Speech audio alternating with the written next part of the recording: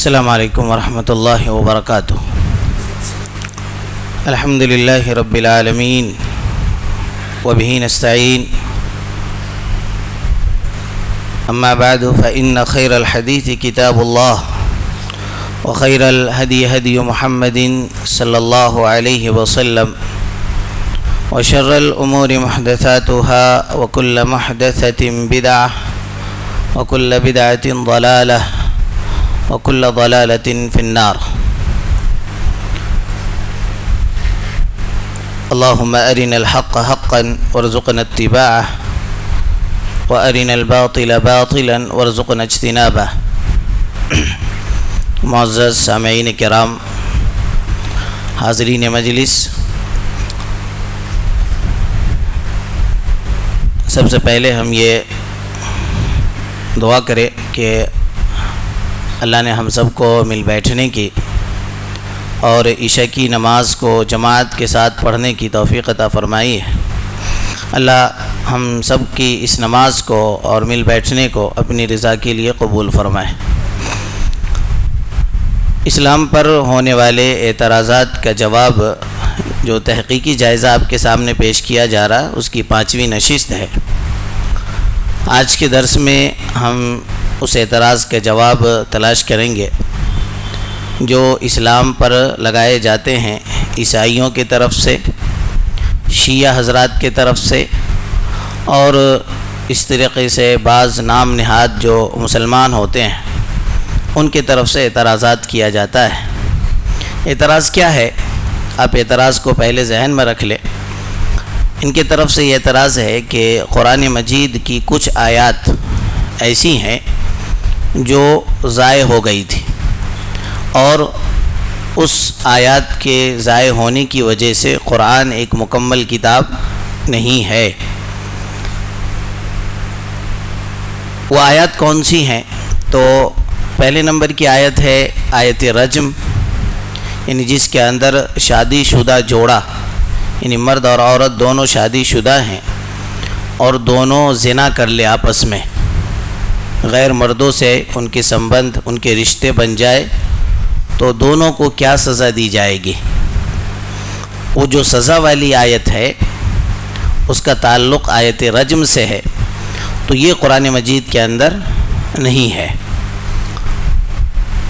اور دوسرا ہے کہ دودھ پلانے سے متعلق جو رضاعت کبیر ہے، یعنی عورت کا دودھ پینے کے بعد وہ عورت بچے کا ماں کب بن سکتی ہے، یعنی رضائی ماں کب بنتی ہے، کتنی مرتبہ وہ دودھ پیے گا بچہ تب جا کر کے رضاعت ثابت ہوگی۔ یہ 2 آیات ہیں۔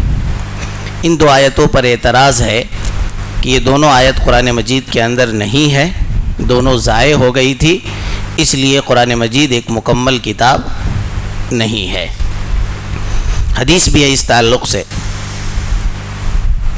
حضرت عائشہ صدیقہ رضی اللہ تعالی عنہ کہتی ہیں کہ ہمارے پاس دونوں آیت لکھی ہوئی تھی، آیت رجم اور جو رضاعت والی ہے، دودھ پلانے والی جو آیت ہے، دونوں ہمارے پاس موجود تھی۔ نبی صلی اللہ علیہ وسلم کا جب وفات ہوا، آپ کا انتقال ہوا، تو میں جب تجہید و تدفین میں مشغول ہو گئی تو بکری آئی اور ان دونوں آیتوں کو کھا گئی۔ آپ نے سنا بھی ہوگا کہ دونوں آیت کو بکری نے کھا لیا اور وہ آیت میں لکھوا نہ سکی، اور وہ آیت قرآن مجید کے اندر جمع نہیں ہو سکی۔ وجہ کیا تھی کہ میں جب نبی صلی اللہ علیہ وسلم کی تجہید و تدفین میں مشغول تھی تو بکری نے آیا اور اس کو کھا لی، اس لیے قرآن مجید کی دونوں آیت ضائع اور برباد ہو گئی۔ یہ اعتراض کے لیے یہ دلیل دی جاتی ہے۔ حدیث کہاں پر ہے؟ تو سنن ابن ماجہ کے اندر حدیث ہے یہ جو میں نے پیش کیا ہے کہ بکری نے کھا لیا۔ اب اس کا جو معاملہ ہے ہم اس کو سمجھیں گے۔ سب سے پہلے دیکھیے، اس بات کو آپ ذہن میں رکھ لیں کہ قرآن ایک مکمل کتاب ہے، اس میں کسی کو شبہ نہیں ہونا چاہیے، اور قرآن مجید کو اللہ نے نازل کیا ہے، اس کا حرف، اس کا معانی، اس کا مفہوم، ساری چیزیں اللہ رب العالمین نے محفوظ کرنے کا وعدہ کیا ہے۔ دلیل کیا ہے اس بات کی؟ تو دلیل بڑی مشہور ہے، نبی علیہ السلام اللہ تعالیٰ نے فرمایا قرآن مجید کے اندر اِنَّا نَحْنُ نَزَّلْنَا الذِّكْرَ وَإِنَّا لَهُ لَحَافِظُونَ، کہ بے شک ہم نے ہی ذکر کو نازل کیا ہے، قرآن کو نازل کیا ہے اور ہم ہی اس کی حفاظت کریں گے۔ تو قرآن مجید کے آیات کی حفاظت کی ذمہ داری اللہ رب العالمین نے لی ہے، اللہ رب العالمین کے ذمے ہے کہ اس کی حفاظت کرے۔ قرآن مجید کے اندر کوئی رد و بدل نہیں کر سکتا، یہ بھی ایک حقیقت ہے۔ ایک نقطے کا فرق، ایک حرف کا فرق کوئی قوم یا کتنا بڑا بھی ادیب ہو نہیں کر سکتا ہے۔ اس کے لیے بھی آپ دیکھیں گے قرآن مجید نے کفار مکہ کے سامنے یہ چیلنج رکھا کہ سورت بناؤ، قرآن بناؤ، اور آخر میں کیا کہا کہ اگر سورت اور قرآن بنا کر نہیں لا سکتے تو کم از کم ایک آیت بنا کر کے لاؤ، وَإِن كُنتُمْ فِي رَيْبٍ مِّمَّا نَزَّلْنَا عَلَىٰ عَبْدِنَا فَأْتُوا بِسُورَةٍ مِّن مِّثْلِهِ، اور ایک سورت بناؤ، اگر تم چاہتے ہو وَادْعُوا شُهَدَاءَكُم مِّن دُونِ اللَّهِ، زمین پر جتنے بھی گواہ ہیں، معبود ہیں، جس کی بھی مدد لینا چاہتے ہو تمام کو بلاؤ اور مدد لے لو اگر وہ مدد کرنے پر قادر ہے۔ تو یہ بھی حقیقت ہے بالکل واضح طور پر کہ قرآن مجید کے اندر رد و بدل نہیں کیا جا سکتا ہے۔ تورات جو اللہ نے نازل کیا، انجیل جو اللہ نے نازل کیا، زبور آسمانی کتاب جو اللہ کے نبی علیہ الصلوۃ والسلام سے پہلے، قرآن مجید سے پہلے جو بھی کتابیں نازل ہوئی اس کے اندر رد و بدل کیا گیا، ان کے زمانے کے قوموں نے ان کے اندر رد و بدل کیا۔ تورات کے اندر حلال کی آیات کو حرام کر دیا گیا اور حرام کی آیات کو حلال کر دیا گیا، لیکن قرآن مجید کے اندر یہ امکان نہیں ہے۔ اب اس کی سب سے بڑی دلیل خود قرآن مجید ہے کہ قرآن کے اعجاز کے لیے سب سے بڑی دلیل ہے کہ قرآن معجزہ ہے۔ عرب کے لوگ پڑھے لکھے تھے، عربی داں تھے، اور عربی جو جانتے تھے معمولی نہیں جانتے تھے، معمولی ادیب نہیں تھے، وہ اتنے بڑے ادیب تھے کہ وہ چاہتے اگر قرآن نبی صلی اللہ علیہ وسلم کی زبان سے نکلی ہوئی ہوتی، آپ اس کو بناتے گڑھتے تو جو چاہتا عرب کا وہ بنا لیتا تھا قرآن مجید، لیکن کوئی نہیں بنا سکا۔ نبی صلی اللہ علیہ وسلم کے سامنے، اللہ کے رسول صلی اللہ علیہ وسلم کے سامنے یہ چیلنج رکھا گیا، کفار مکہ کے سامنے آپ نے یہ چیلنج رکھا، لیکن کسی نے قبول، بڑے بڑے ادیب تھے، بڑے بڑے فصحا تھے۔ اب اس کی دلیل کیا ہے؟ تو آپ دیکھیے کہ قرآن مجید نے عرب کے علاوہ جتنی بھی قوم ہے پوری دنیا کے اندر سب کو اعجمی قرار دیا ہے، اور عربی کون تھے؟ وہی ایک خاص قوم اور خاص گروہ تھی جس کو عربی، اعجمی کے معنی کیا ہوتا ہے؟ گونگا، جس کو بولنا نہیں آتا ہے، جو بول نہیں سکتا، اپنی زبان سے اپنی باتوں کو صحیح اندازے سے نہیں رکھ سکتا ہے، تو عرب کے لوگ اپنے علاوہ تمام کو اعجمی کہتے تھے۔ تو اتنے بڑے ادیب تھے وہ لوگ، اور ان کی ادبیت کی گواہی خود قرآن مجید نے دیا، کہا کہ پڑھے لکھے لوگ ہو، عربی جانتے ہو، عربی کے فنون سے واقف ہو، ساری چیزیں معلوم ہے، بنا کے دکھاؤ قرآن مجید، لیکن کسی نے بنایا نہیں بنایا۔ اس کا مطلب یہ کہ قرآن میں بدلا نہیں جا سکتا، اور قرآن جیسی کوئی کتاب اس روئے زمین پر نہیں ہے، اس بات کو بھی آپ ذہن میں رکھیں۔ تیسری بات ہمارے طرف سے آپ ذہن میں رکھیں کہ قرآن مجید کے اندر رد و بدل کا جو معاملہ ہے، یا یہ کہہ دیا جاتا ہے کہ قرآن مجید ایک مکمل کتاب نہیں ہے، میں جواب کی طرف آ رہا ہوں، مکمل کتاب نہیں ہے، تو جس حدیث کا حوالہ لیا جاتا ہے، تو حدیث کے حوالے جس حدیث کو مدعا بنا کر کے لوگوں کے سامنے رکھا جاتا ہے کہ یہ حدیث خود کہہ رہی ہے، نبی صلی اللہ علیہ وسلم کی زبان سے یہ نکلی ہوئی حدیث ہے، اور حضرت عائشہ یہ کہہ رہی ہیں کہ وہ قرآن کی دونوں آیات ہم سے کیا ہو گئی تھی؟ ضائع ہو گئی تھی۔ تو آپ اصولی طور پر ذہن میں رکھیں کہ کسی بھی حدیث کے صحیح اور ضعیف ہونے کے دار و مدار کس پر ہوتا ہے؟ راویان حدیث پر ہوتا ہے، جن لوگوں نے حدیث کی روایت کیا ہے۔ حدیث کی سند ہے، جو حدیث پیش کرتے ہیں وہ ہے محمد بن اسحاق، اس کے بعد ہے ان عبداللہ ابن ابی بکر، اس کے بعد ہے ان عمرہ، اس کے بعد ان عائشہ صدیقہ رضی اللہ تعالیٰ عنہ، یہ سند ہے۔ اب اس سند کے اندر ایک شخص ہے محمد بن اسحاق، نام یاد رکھیے گا، اس سند کے اندر ایک شخص ہے محمد بن اسحاق، یہ راوی، اس راوی پر تدلیس کا حکم ہے۔ تدلیس سمجھتے آپ لوگ؟ تدلیس کہتے ہیں کہ جو شخص روایت بیان کر رہا ہے، حدیث بیان کر رہا ہے، وہ اپنے استاذ یا اپنے استاذ کے استاذ کو کیا کرے؟ حذف کر دے، سند سے نکال دے، اور تأثر یہ دینے کی کوشش کرے کہ ہم جو سند بیان کر رہے ہیں، جو حدیث بیان کر رہے ہیں، وہ کیا ہے؟ متصل السند ہے، اتصال کے ساتھ ہے، یعنی مرفوع حدیث ہے، جبکہ اس کے اندر علت کیا ہوتی ہے؟ اس کے اندر انقطاع ہوتا ہے، اپنے استاذ کو بیان نہیں کرتا یا اپنے استاذ کے استاذ کو بیان نہیں کرتا ہے۔ یہی کام محمد بن اسحاق کا تھا۔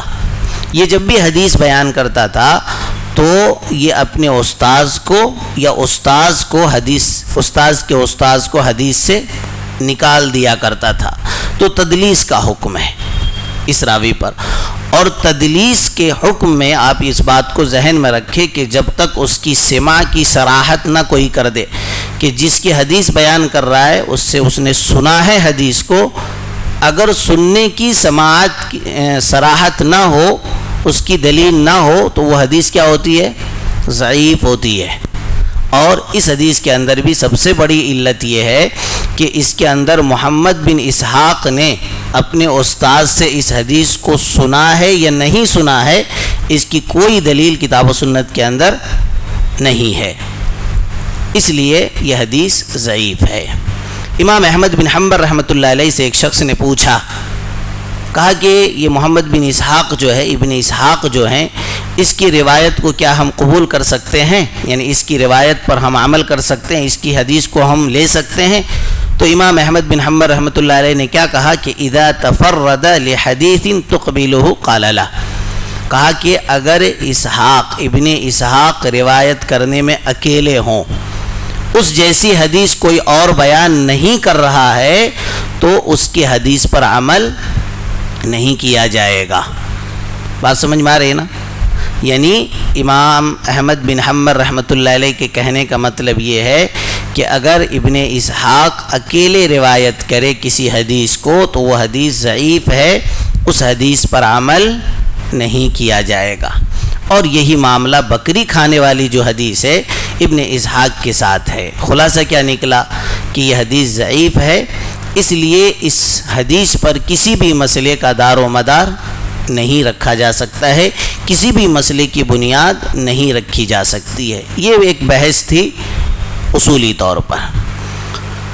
دوسری بحث اصولی طور پر آپ یہ ذہن میں رکھیں کہ یہی حدیث مسلم شریف کے اندر ہے، مسلم شریف کے اندر ہے کہ قرآن مجید کی 2 آیت رجم کی اور دودھ پلانے سے متعلق جو ہے، یہی حدیث مسلم شریف کے اندر ہے، اور مسلم شریف کے اندر جو حدیث ہے اس کے اندر بکری کھانے کا ذکر نہیں ہے، وہ صحیح حدیث ہے، اور اس حدیث کے اندر راوی حدیث بکری کے ان دونوں آیتوں کو کھانے کا ذکر نہیں کرتے ہیں۔ تو ایک علت تو ابن اسحاق کا تدلیس ہے، دوسری علت یہ ہے کہ جو صحیح حدیث ہے اس حدیث کے خلاف بھی ہے۔ کیوں؟ اس لیے کہ صحیح حدیث کے اندر دونوں آیتوں کو بکری کے کھانے کا ذکر موجود نہیں ہے۔ اب یہ 2 علتوں کی بنیاد پر علماء کہتے ہیں کہ یہ حدیث سرے سے خارج ہے، اس حدیث پر عمل نہیں کیا جا سکتا۔ اور جو لوگ یہ کہتے ہیں کہ محمد بن اسحاق کی روایت میں بکری کھانے کا ذکر ہے، اس سے بکری کھانے کا ثبوت مہیا نہیں ہوتا ہے اور بکری کھانے کا ثبوت نہیں ملتا ہے۔ بات سمجھ میں آ گئی؟ دوسری بات آپ ذہن میں رکھیں کہ امام مالک رحمۃ اللہ علیہ کہتے ہیں کہ قرآن مجید کے اندر بہت سارے آیتیں تھیں، حضرت عثمان، ابو بکر اور عمر بن خطاب کے زمانے میں قرآن کی تدوین کا دور چلا، حضرت ابو بکر نے شروع کیا، وہ کام ادھورا رہ گیا، حضرت عمر کے زمانے میں بھی وہ کام چلا لیکن وہاں پر بھی ادھورا رہ گیا، حضرت عثمان غنی رضی اللہ تعالیٰ عنہ نے اس کو مکمل کر دیا، تمام آیات کو بلا کر کے ایک ٹیم تشکیل دی گئی، ایک مکمل ٹیم تھی قراء کی، اور وہ آیات کو جمع کر کے ایک جگہ پر لکھ دیا گیا، ترتیب دے دیا گیا۔ اب دیکھیے یہ بات جو محمد بن اسحاق نے کہا کہ دونوں آیت ضائع ہو گئی تھی، صحابہ کے اجماع کے خلاف بھی ہے، صحابہ کے اجماع کے خلاف بھی ہے۔ اتنے صحابہ موجود تھے جب حضرت عثمان قرآن مجید کو جمع کر رہے تھے، اس کو چھپوا رہے تھے، جو مصحف عثمانی جو آپ پڑھتے ہیں کتابی شکل میں، جب یہ کتابی شکل دی جا رہی تھی قرآن مجید کو، تو صحابہ کرام کی جلیل القدر صحابہ کی ٹیم موجود تھی. کاتب وحی حضرت امیر معاویہ ہیں، خود حضرت عثمان غنی رضی اللہ تعالیٰ عنہ کاتب وحی ہیں، حضرت علی ابن ابی طالب رضی اللہ تعالیٰ عنہ کاتب وحی ہیں. یہ سب زندہ ہیں جو وحی کو لکھا کرتے تھے. نبی صلی اللہ علیہ وسلم لکھنا نہیں جانتے تھے. کاتبین وحی موجود ہیں اور ان کی موجودگی میں قرآن کو لکھا جا رہا ہے، اور کسی کاتب کو معلوم نہیں ہے کہ 2 آیت چھوٹ گئی ہے. ذرا عقل لگائیے، آپ عقل سے سوچئے کہ کاتبین وحی قرآن کو جمع کر رہے ہیں، لکھ رہے ہیں، اور کسی کاتب کو معلوم ہی نہیں ہے کہ قرآن مجید کے اندر 2 آیت اور تھی، رضاعت والی اور رجم والی، دونوں آیت رکھی ہوئی ہے کہیں پر، اور دونوں ضائع ہو گئی. امام مالک کہتے ہیں کہ یہ حدیث کا اور دونوں آیت کا مشہور نہیں ہونا صحابہ کے اندر صحابہ کے اجماع کے خلاف ہے، کیونکہ اگر وہ آیت مشہور ہوتی اور کسی نہ کسی کاتبین وحی کے پاس اگر وہ آیت موجود ہوتی یا لکھتے وقت انہوں نے سنا ہوتا، تو ظاہر سی بات ہے صحابہ کرام حضرت ابو بکر پر اعتراض کرتے، عثمان پر اعتراض کرتے کہ آپ نے 2 آیت کو چھوڑ دیا ہے، اس 2 آیت کو تلاش کیا جائے. جبکہ تلاش کیا گیا، بعض ایسی آیتیں تھیں جس کو باہر سے منگوانا پڑا، کہیں اور دوسرے صحابی کے پاس تھا تو وہاں سے منگوانا پڑا. تو ایک بات، دوسری بات آپ یہ ذہن میں رکھیں کہ صحابہ کے اجماع کے خلاف بھی ہے یہ. کیوں؟ اس لیے کہ صحابہ کا اجماع اس بات پر ہے کہ قرآن مجید مکمل ہے. جو آیتیں حضرت عثمان نے اور آپ کے ساتھ جو صحابہ موجود تھے جس نے لکھ دیا، وہ آیتیں اتنی ہی قرآن مجید کی آیات ہیں. ایک بات اور ذہن میں رکھیں آپ کہ ہم فرض کر لیتے ہیں، فرض کر لیجئے کہ جو بکری کھانے والی بات ہے وہ صحیح ہے، وہ حدیث صحیح ہے، ہم اس کو صحیح تسلیم بھی کر لیتے ہیں. تب بھی ایک بات آتی ہے کہ قرآن مجید کے اندر ایسی آیتوں کو لکھنے سے خود نبی صلی اللہ علیہ وسلم نے منع فرما دیا تھا. خود نبی علیہ السلام نے منع فرما دیا تھا. اس کی دلیل کیا ہے؟ تو دیکھیے، کثیر بن سلط کی روایت ہے، مستدرک حاکم کے اندر 8184 نمبر کی حدیث ہے، یعنی 8184 نمبر کی حدیث ہے. بہقی کے اندر 211 نمبر کی حدیث ہے. نسائی کے اندر 7148 کی نمبر کی حدیث ہے. اس کے اندر ہے کہ حضرت زید بن ثابت اور مروان بن حکم یہ بات کر رہے تھے، آپس میں بات کر رہے تھے کہ آیت رجم کہاں ہے قرآن مجید کے اندر، آیت رجم کہاں ہے. حضرت عثمان نے آیت رجم کو کیوں نہیں لکھا قرآن مجید کے اندر؟ تو ایک صحابی نے، کثیر بن سلط کہتے ہیں کہ نبی علیہ السلام نے اس کو لکھنے سے منع فرما دیا ہے.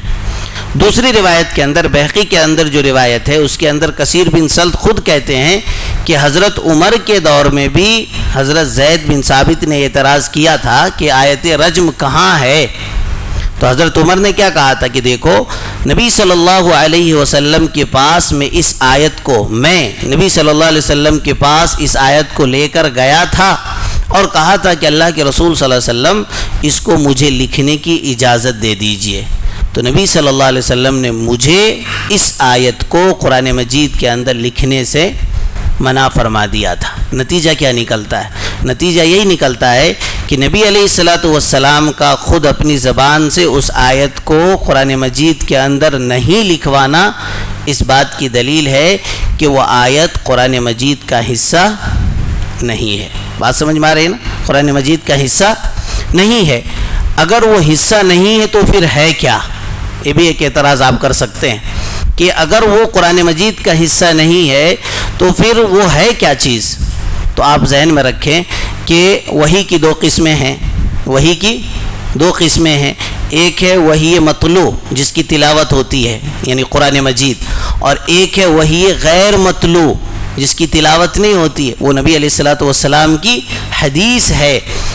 اور نبی صلی اللہ علیہ وسلم کچھ نہیں بولتے جب تک کہ آپ کے طرف وحی نہیں کی جاتی. وما ينطق عن الهوى ان هو الا وحی یوحی، خود قرآن مجید نے کہا کہ آپ اپنی خواہشات سے کچھ بھی بات نہیں کرتے جب تک کہ اللہ کی طرف سے وحی نہیں ہوتی ہے۔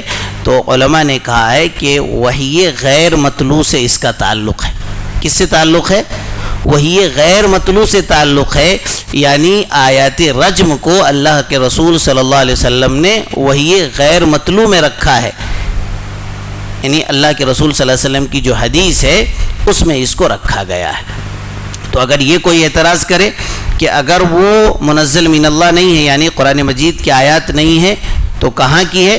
تو پھر ہم کہہ سکتے ہیں کہ وہ حدیث ہے، اور حدیث کے اندر اس کا حکم ابھی بھی موجود ہے۔ آپ پڑھیے کتابوں کو تو مل جائے گا آپ کو کہ حدیث کے اندر رجم کے احکام آج بھی ابھی بھی من و عن موجود ہے، اس لیے یہ وحی غیر مطلوع سے تعلق رکھتا ہے۔ یہ اختصار کے ساتھ میں نے باتیں رکھی ہیں۔ خلاصے کے طور پر 3 باتیں ذہن میں رکھے۔ جس آیت پر اعتراض کیا جاتا ہے، یعنی آیت رزم اور آیت رضاعت والی، دودھ پلانے والی آیت، ان کا تعلق قرآن مجید سے نہیں ہے، ان کا تعلق قرآن مجید سے نہیں ہے، اس کا تعلق نبی علیہ الصلوۃ والسلام کی حدیث سے ہے۔ جن روایات میں، یعنی حضرت عمر کی بخاری کے اندر بھی روایت ہے جس کے اندر کہا گیا ہے کہ آیت رجم منزل من اللہ ہے، تو اس آیت کا جواب یہ دیا گیا ہے کہ اصل میں یہ وحی غیر مطلوع سے تعلق ہے، یعنی نبی علیہ الصلوۃ والسلام پر وحی کی گئی، اس لیے حضرت عمر بن خطاب نے اس کو منزل من اللہ کہہ دیا کہ یہ اللہ کی طرف سے نازل شدہ معاملہ ہے۔ اصل میں تو جو آیت رجم ہے، رجم کرنے والی آیت ہے، یہ تورات کے اندر ہے۔ کہاں پر ہے؟ تورات کے اندر ہے۔ تورات کے اندر جو آیات ہیں اس پر اللہ تعالیٰ نے نبی صلی اللہ علیہ وسلم کو عمل کا حکم دیا ہے۔ آیات وہاں ہے، لیکن سابقہ شریعت کی اس بات پر اور اس عمل پر نبی علیہ الصلوۃ والسلام کو اللہ تعالیٰ نے عمل کرنے کا حکم دیا ہے، اور آپ نے اس پر عمل کیا ہے۔ اس کے لیے بہت ساری دلیلیں، بخاری کے اندر معاذ اسلمی کی حدیث ہے کہ اللہ کے رسول صلی اللہ علیہ وسلم کے زمانے میں جب اس نے زنا کر لیا تو نبی صلی اللہ علیہ وسلم کے پاس آ کر کہا کہ اللہ کے رسول طہرنی، مجھے پاک کیجئے، میں نے گندگی کا کام کر لیا، میں نے گناہ کا کام کر لیا ہے۔ پھر نبی علیہ الصلوۃ والسلام نے اس کو رجم کر دیا۔ اسی طریقے سے ایک عورت کا بھی معاملہ آیا تھا نبی صلی اللہ علیہ وسلم کے زمانے میں، جس نے اپنے پیٹ میں زنا کے بچے کو پال لیا تھا، حمل سے تھی، نبی صلی اللہ علیہ وسلم کے پاس آتی ہے اور کہتی ہے کہ میں نے یہ معاملہ کیا ہے۔ اس عورت کو بھی نبی علیہ الصلوۃ والسلام نے رجم کر دیا تھا۔ تو یہ ساری دلیلیں ہیں، تو رجم پر عمل باقی ہے۔ آیات کا تعلق وحی غیر مطلوع سے ہے، اس کا وحی مطلوع سے کوئی تعلق نہیں ہے۔ اس لیے جو اعتراض کرتا ہے کہ نبی علیہ الصلوۃ والسلام کی اوپر جو یہ قرآن مجید نازل کی گئی ہے یہ مکمل نہیں ہے، اس کے اندر کمیاں ہیں، اور اس کے اندر سے آیات کو نکال دیا گیا ہے، یہ غیر ثابت بات ہے، درست بات نہیں ہے۔ صحیح بات یہ ہے کہ اصل میں وہ دونوں آیات قرآن مجید کا حصہ نہیں ہے۔ اللہ تعالی ہم سب کو اسلام کی صحیح سمجھ اور اس کے مطابق زندگی گزارنے کی توفیق عطا فرمائے۔ اللہ جب تک اس دنیا کے اندر زندہ رکھے، اسلام ایمان سلامتی کے ساتھ زندہ رکھے، اور جب خاتمہ کرے تو خاتمہ بالخیر کرے۔ وآخر دعوانا الحمدللہ رب العالمین، والسلام علیکم ورحمۃ اللہ وبرکاتہ۔